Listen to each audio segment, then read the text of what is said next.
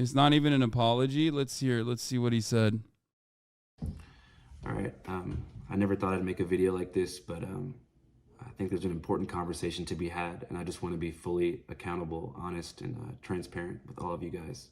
So I'd like to start by thanking every single person who's came out in the past week to speak about different ways in which my behavior has made them feel uncomfortable or pressured during a situation, and to people who said that I've made unwanted advances and had a hard time with rejection. I'm sure this was not easy to do. It's never easy to speak out, and it was hard for me to hear as well, because to be honest with you, up until this point, I didn't even really realize that I had this pattern that had affected multiple people. I'd also like to apologize for my silence. I think that when this stuff first came out, I was in a state of denial and shock.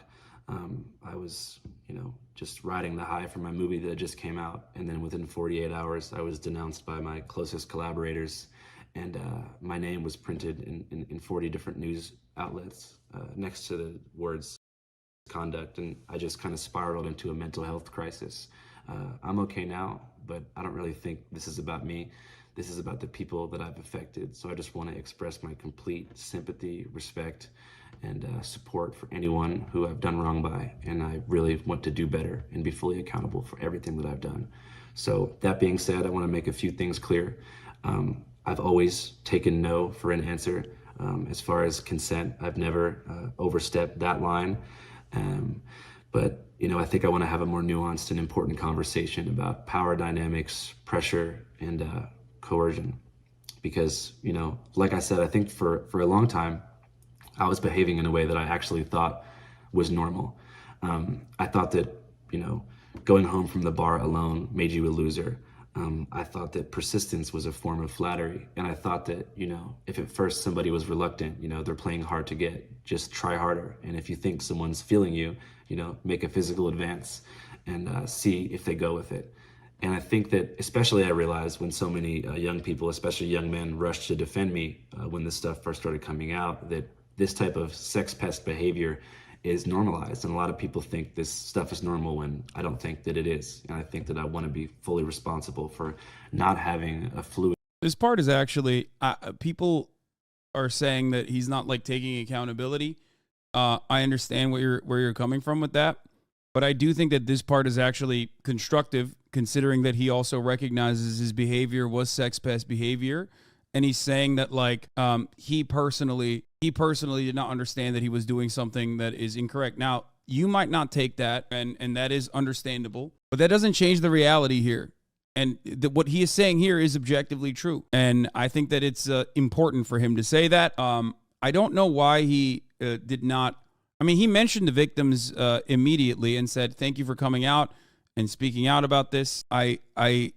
Maybe I'm missing the point, but I don't think he actually said anything along the lines of "I apologize for the trauma I've caused for you, and I'm working on offering steps of restitution in some meaningful way. I know my words might not mean enough, especially at this point, considering that the harm I've done, but I will do everything in my power to, make it right." Something along those lines would probably have been important to address originally, immediately out of the gates. Because I do think that he recognizes the actions immediately. As far as what I've seen, it seems like he recognizes that he has done a lot of wrong. Even people who have defended him, he says, are not doing the right thing by defending him, because he recognizes that he's in the wrong, which is a good thing overall. But I do believe that he should have directly said, "I apologize for my actions, apologize for the trauma I caused." Maybe I missed it, though. I will rewatch it again. When this stuff first started coming, a fluid understanding of consent, that I want to be fully responsible for not having a fluid understanding of consent and what enthusiastic two-way consent looks like. That being said, a lot of the things that have been said online about me are not true. A lot of things are missing really important contextual information that I think would change people's interpretation of life. I think this stuff, now this part is vague, and I don't think vagueness in this circumstance helps Andrew at all. I do think that he should have openly stated there are certain accusations made by third party, friend of a friend, something like that are just like objectively untrue, and they muddy the waters of the real victims in this situation who I have personally wronged or personally harmed. You know what I mean? Because I think that it was one of the things that, it was one of the first things that I saw, other than the like I said, firsthand accounts and actual allegations by people directly about how they felt like they were wronged, how they felt like they were assaulted, violated, whether it be their personal space or whether it be their experience with Andrew. When I saw, random TikTok comments being like, oh yeah, he hooked up with young people, I heard from the drummer of a band that was like friends with Andrew or something. And you know how like people that live with their parents, they're all underage 99%. And that's like an insane thing. You know what I mean? That is an insane accusation that does not contribute to the main point of contention here. Okay? And I think that they should not be mentioned at all. Like, they should not have ever been brought up as like a serious pattern of behavior. Because there were plenty of examples of people that were recounting their personal experiences that showcase a pattern of behavior, which he seems to recognize as sex pest behavior, which he openly states. He doesn't say directly, but he very clearly says, like, this is sex pest behavior and it should not be defended. And the reason why men defend it overall is because they too do not recognize that it's bad. And this is like a conversation that needs to be had about consent. A lot of these situations, but I'm not here to invalidate anybody's lived experience. If you feel pressured, that's just what it is. I hope that young people, and young men in particular, can use my mistakes to learn and move through life with a better understanding of consent. As far as what I have planned, I'm not really sure what comes next. I mean, obviously, reporting is my one true love, and I'm 25 years old, and I have my whole life ahead of me. But I really think that I need to do some serious work on myself and figure myself out. So I'm going to start therapy sessions pretty much immediately. Also, not to blame alcohol, but I truly believe that alcohol was a contributing factor to my poor decision making. And I think that alcohol in general has had a devastating impact on my life. So I think I'm going to make the decision to join the 12-step program for Alcoholics Anonymous. And during this journey into sobriety, I want to take a serious step back from public life. And like I said, figure myself out. And I hope that this reaches the ears of anyone who's felt affected by me. I'd love to reach out to you, or you can reach out to me, even just for me to say, I'm sorry. And I really apologize, and I appreciate you all. I also want to apologize to my closest collaborators, my friends, my family, and people who will have to wear this stain on their career forever. You guys don't deserve this, and I love you guys. That being said, if you never want to watch Channel 5 again, I understand. I hope you remember the missions of radical empathy and media literacy that we have tried to put into the world through our coverage. All right, that's all I want to say. Can't say I don't know what consent is. Thanks for coming out. Must be tough. That's a bullshit apology. I think he should have. No, he did apologize to the.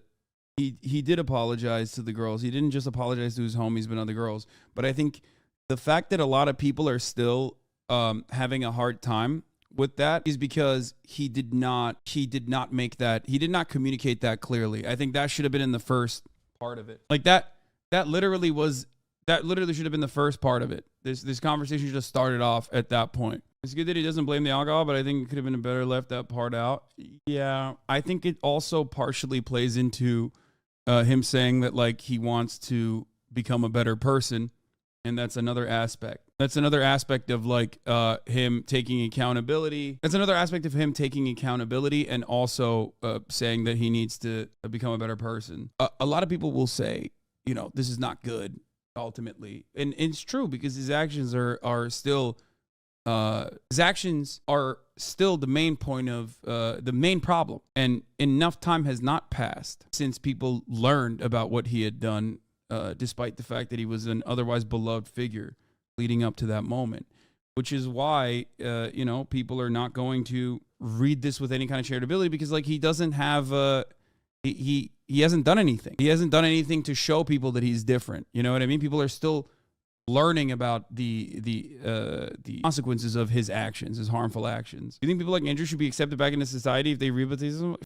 Dude, what do you mean? Of course. Like literally I think everyone can be rehabilitated. That is not like just because I knew Andrew or anything like that. It's just like my constant position always is that rehabilitation is the best path forward. Of course. I think he should have differentiated I'm being as charitable as humanly possible here.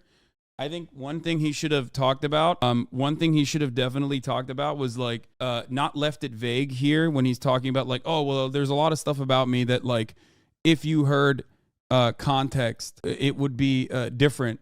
That is left vague, and I think that does a disservice to if his goal is ultimately say like I did something wrong, I did it wrong a lot.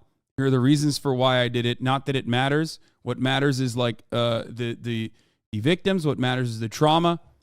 And then after that, if he said like there's also additional things that people have said, like third-party accounts, stuff like that are completely irrelevant to the conversation, takes away from the conversation that should be had. I think that would have been better. He should have like very clearly communicated exactly what he was talking about, like exactly what he means is like what he is saying is like the fake bullshit. Overall, I think it's a decent apology, even though it should have had a much better emphasis on the victims and their trauma and his actions and what it caused. But normies will eat this up most likely.